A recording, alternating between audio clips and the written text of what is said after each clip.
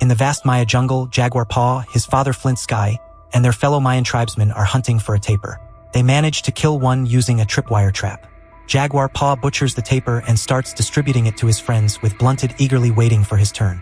Jaguar Paw finally gives the tapir's balls to Blunted and advises him to eat them raw to enable him to have children. As Blunted eats them raw, he gags and throws up feeling disgusted, and all the others laugh, saying they are just messing with him. They make their way home. On the way, they encounter a group of traumatized refugees. When Jaguar Paw asks them what happened, the group's leader explains that their lands were ravaged and asks for permission to pass through the jungle, and they let them. Flint Sky tells Jaguar Paw not to let the refugees' fear infect him. During the night, all of them enjoy together, listening to stories from the elders, singing and dancing around the bonfires, with Jaguar Paw lying peacefully with his pregnant wife, Seven, and son, Turtle's Run.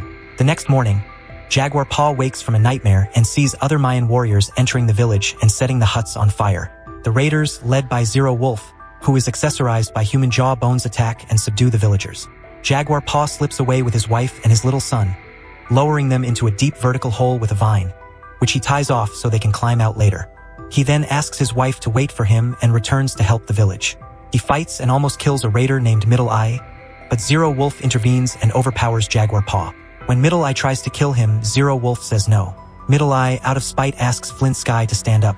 Knowing that he will be killed, Flint Sky tells his son not to be scared. Middle Eye slits Flint Sky's throat while the bound Jaguar Paw can only watch.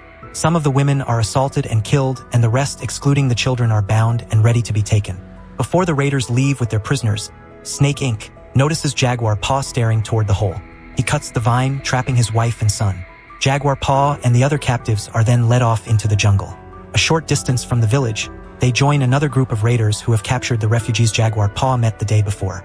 Later, Cocoa Leaf, a wounded captive tied to the same pole as Jaguar Paw, nearly tumbles off a cliff, but Jaguar Paw and the others are able to pull him back up with incredible effort. Though Middle Eye, who is guarding them, is impressed by this show of brute strength, he kills Cocoa Leaf by cutting him loose and pushing him off the cliff.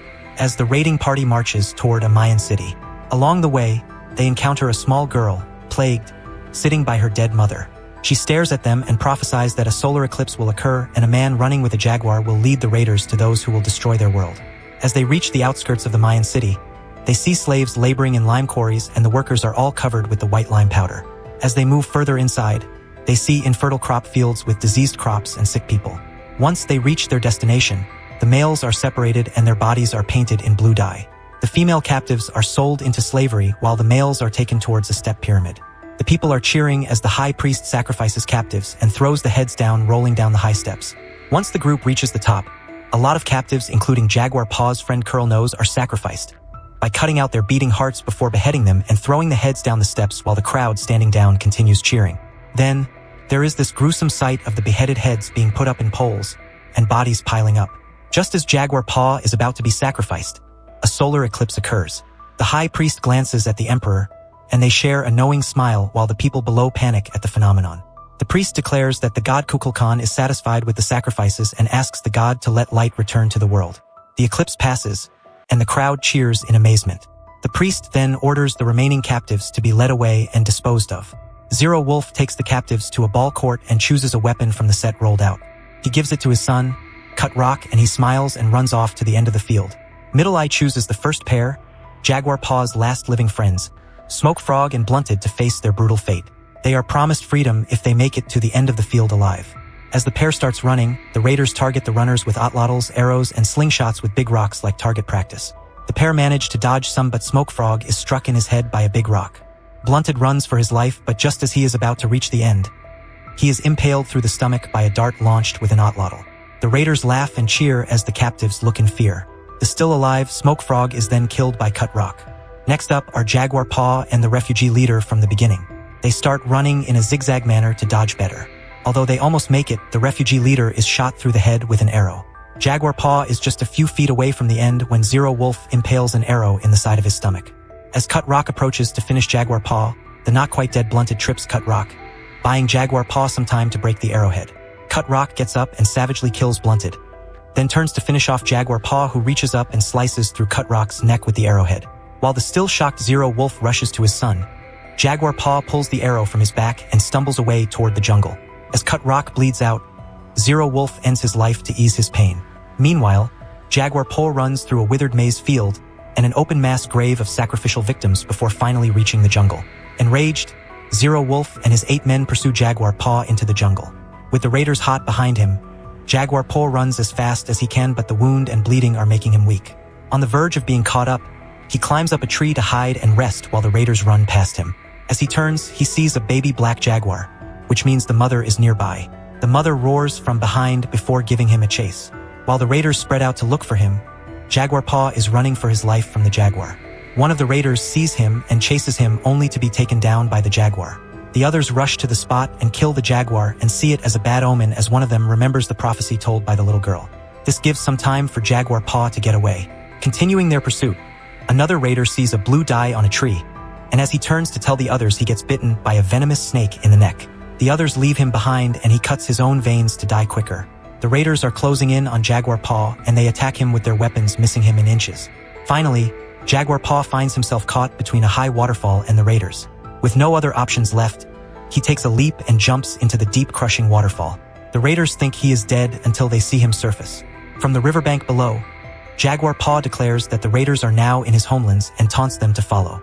Zero Wolf tells his men that they are going to jump, but one of them says they can go around. Zero Wolf stabs him and throws him off. Then they all jump off the waterfall.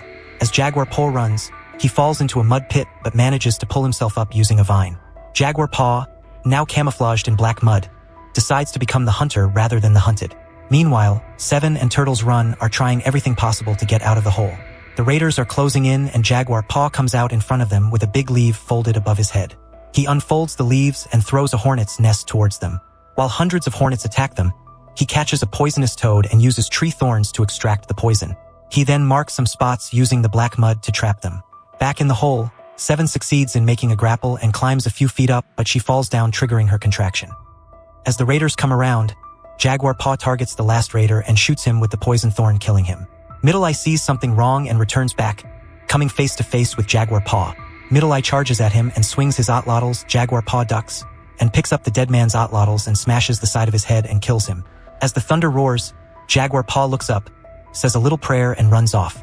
With the heavy rains, the hole begins to fill up quickly, and to add to the woe, Seven goes into labor.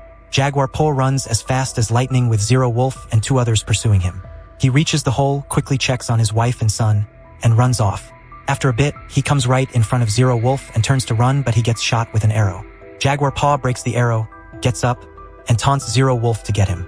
Zero Wolf charges toward him, only to trigger the tripwire trap that impales and kills him. Meanwhile, the water in the hole has risen so much that Seven can hardly keep her head above the water while standing on a rock. With Turtles Run sitting on her shoulder, she gives birth in the water, not knowing what fate holds for them.